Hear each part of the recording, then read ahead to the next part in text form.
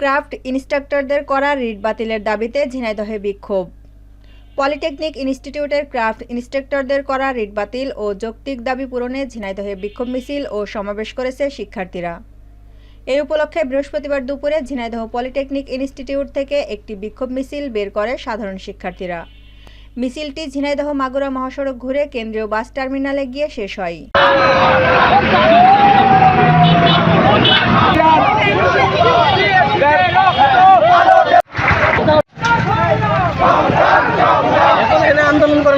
একই স্থানে বিক্ষোভ সমাবেশ করেন তারা।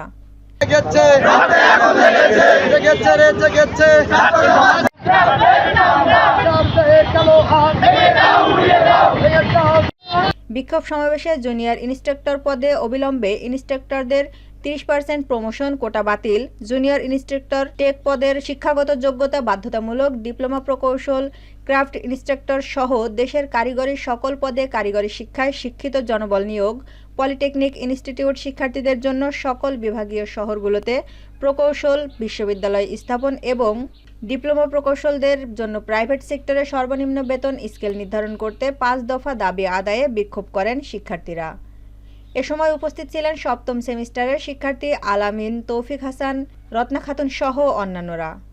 সে সময় বক্তারা বলেন, আমাদের 5 দফা যৌক্তিক দাবি অনতি বিলম্বে মেনে নিতে হবে এবং দাবি পূরণ না হওয়া পর্যন্ত অনির্দিষ্টকালের জন্য ক্লাস বর্জন করা হলো।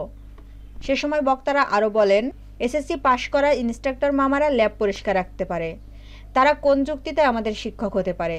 আমাদের দাবি আদায় না হওয়া পর্যন্ত আমরা আন্দোলন চালিয়ে যাব। আমরা কোনো বৈষম্য চাই না, আমরাও চাই তারা প্রমোশন পাক, কিন্তু তারা ল্যাব সহকারী, ল্যাব পরিষ্কার করার জন্য সেইভাবে তারা প্রমোশন নিক, তারা ফার্স্ট ক্লাস পর্যন্ত নিক, আমাদের সমস্যা নাই। কিন্তু আমাদের দাবি হচ্ছে তারা যদি আমাদের পলিটেকনিকে এসে চাকরি করে তাহলে আমাদেরকেও ডিপ্লোমা শেষ করে, জেনারেল ডিপ্লোমা শেষ করে প্রাইমারি স্কুলে চাকরি নিয়োগ দেওয়া।